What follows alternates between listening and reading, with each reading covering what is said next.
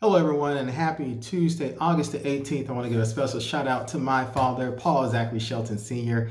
Happy birthday to you today, Dad. I want to provide you with a quick economic stimulus update. Many states have applied for federal aid to help with the unemployment insurance that they're obligated to pay, the $100 at 25% that I mentioned before.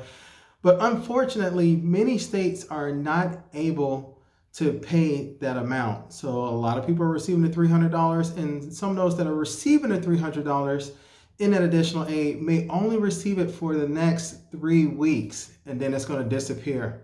Relief has run out. Congress can't agree on a new package, and executive orders by President Trump are seen as a poor substitute by economists. In fact, Oxford Economics wrote, executive orders issued by President Trump fall dramatically short of providing meaningful support to the economy. The lack of funding for small businesses, state and local governments, and necessary health measures will minimize chances of a sustained economic rebound.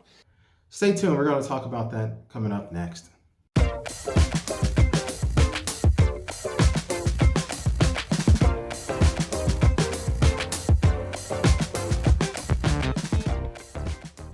Hello everyone, my name is Paul Zachary Shelton Jr. and I'm the Chief Investment Officer of Warwick Shore Advisors. We are a wealth and investment management firm located in Orlando, Florida with clients all across the United States.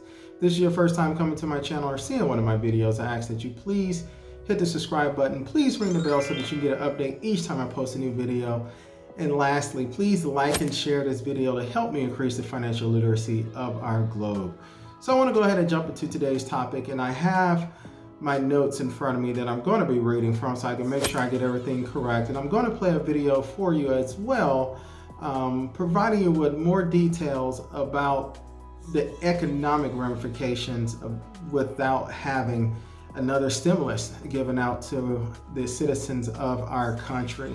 So first off, let's talk about that executive order that the president signed a couple weekends ago, giving everyone an additional $400 of unemployment insurance, which $100 of it, 25% of it, is the responsibility of the states. Now, we mentioned before that many states are not in the best financial situation as a result of the pandemic as well, so it's making it harder for them to be able to make this payment.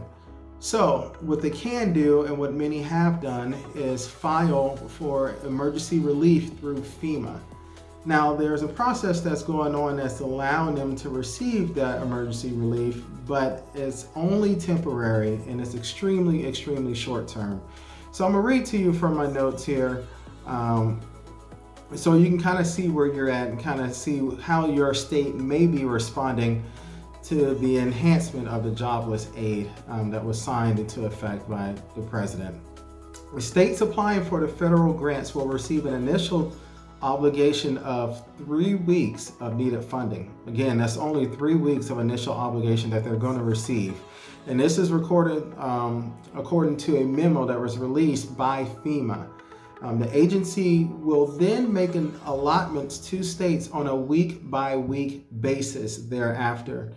And this is in order to ensure that the funding remains available for the states who apply for the grant assistance. So once again, many of these states that have applied are only going to receive this assistance for 3 weeks. And that 3-week period time frame starts on August the 8th, 3 weeks from that going forward. Now, many states had not applied right away as of August the 8th. Some are applying later, some are applying right now, and that 3-week period will start, thereafter. So if you are a recipient of one of those early states that applied for assistance back at the onset of things, back through around August the 8th, you will be receiving your aid much quicker than those that live in states that are moving a little bit slower. And this can create a little bit of a headache for many people, as the assistance is going to be kind of spread out and not even. And it's a little bit, as the term used in a statement in the article here, is a little unfair. But Arizona, Iowa, Louisiana, and New Mexico were the first states approved to receive the grants from FEMA. And some other states like Colorado have applied for the funding but haven't yet received a grant, and they haven't yet been approved for it. So this is a process that's designed to help, and of course, we never turn down any help. We accept anything that we receive, but it's frustrating. I know it is frustrating. And the reason that it's frustrating is because we still have roughly 11% of this country that is unemployed. I know some states are doing better than others. I believe it was South Dakota that had the lowest unemployment rate. I believe it was roughly around 3% for their whole statewide, which is based upon the type of economics that their state drives, I should say. But on the masses, 11% of this country is still unemployed and looking for work. Take a look at this chart right here. Unemployment by education, it surged more than 15 points for Americans without a high school degree. It's fallen just 6 points and remains above 15%.